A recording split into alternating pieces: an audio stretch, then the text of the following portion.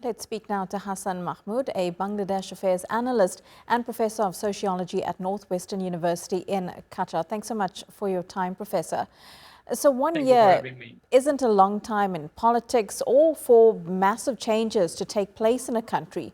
Since the fall of Sheikh Hasina, what has changed in Bangladesh for the better?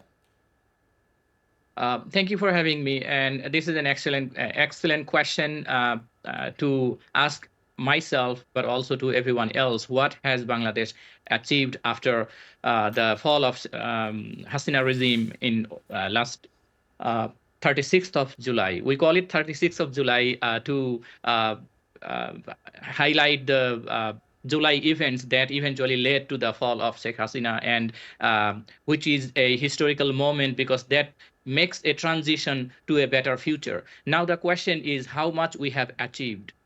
Uh, Statistically speaking, not much, but ideologically speaking, spiritually speaking, a lot, because the spirit of Bangladesh has got its independence or freedom to express itself after so many years of suppression under authoritarian regime. And therefore the youth activists and organizers of that movement, they are, I think, the harbinger of a better future, and they show a path to a bright future for Bangladesh with democracy and regard for human rights as well as justice for everybody. What are some of the challenges that are still facing the country, especially the young people who have fought for these changes? Well, I mean, I think young people are at the center of everything that has been happening in Bangladesh, that has happened before, and that will be happening in future. Because as we all have seen, that the movement of last year was spearheaded, was led by youth organizations and young generations, and they are the ones who have also not given up.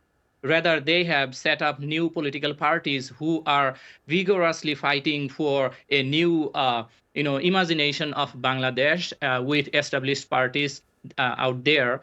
And I believe that they will be able to, reshape the whole course of the nation towards democracy and human rights, as long as they take on their path, and as long as they are given opportunity to freely imagine as well as engage in popular activism.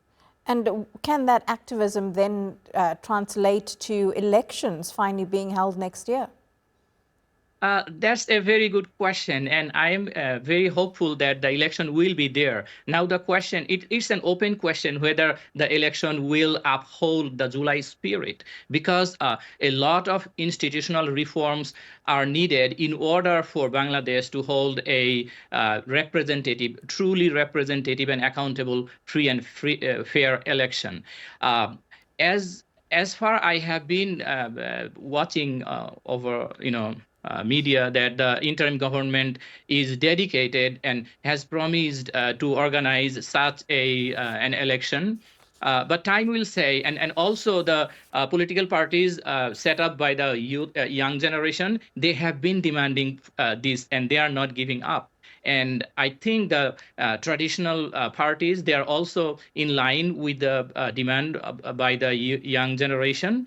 And so, all in all, I believe that there will be a free and fair election, and we will see tangible and necessary institutional reforms before Bangladesh enters into the election. Thank you so much for your analysis, Hasan Mahmud, live to us there from Doha.